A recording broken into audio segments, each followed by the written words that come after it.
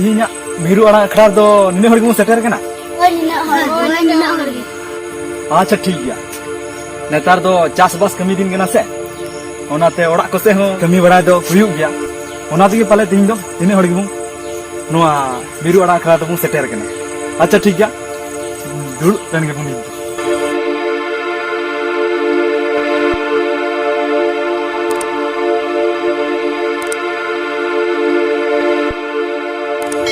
अच्छा ठीक गया तिहिना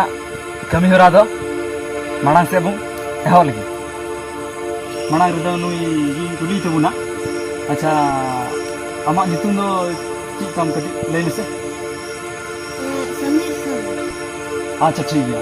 तबे तिहिना नोआ मिरु आड़ा अखड़ा दो आम ची सपड़ा कते हेक कना कटी आमा माड़ांग से लई आंजम बुं बेसे इन द मिटन किसे ले ये मिटन तुयु दो पिंढे रे भुग का थना और गई डंगरा को दी का थना दो दा है ना दो मिटन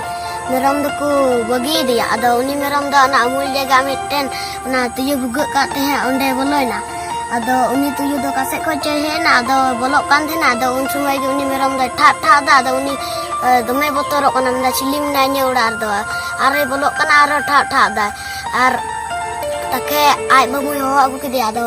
आई मम्मू गन तकना ए मम्मू नु ओड़ा रे चिली चय बोलो काना अरे ठा ठा दा अदो उनी दो मेंदा देन से तो बन बोलो लगा लेनी अदो बोलोय ना अदो मेंदा अदो ठा ठा दिया उनी हा बोतरना अदो आर मी दो में ये तकना मसे भगना आमगे बोलो लगा में अदो बोलोय ना अदो तकना ए मम्मू इन दिन बोतरो कना आमगे बोलो में बा आमगे भगना अदो बोलोय ना अदो चलबोल किन तोल मिले कता दो बोलोय ना अदो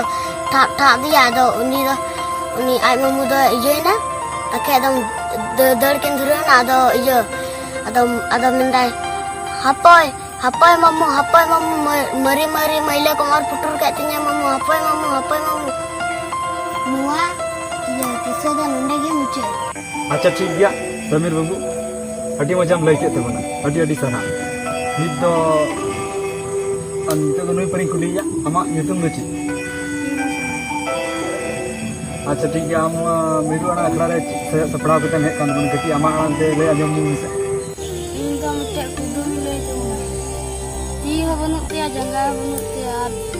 ती के चला नुआ ना मार तेला ले वरना तेला दो इन ले अच्छा ठीक है ले दो नी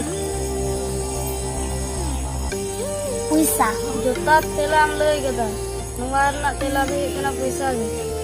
अच्छा ठीक है आमा नितुम दो ची आ नुआ मिरु आड़ा अखड़ा रे आम ची सपड़ा कते हे कान बन कटी आमा आंते ले तबन मिसे ने तुम दो मोटू सरे दो मिटन ono हड़े सपड़ा को तई कना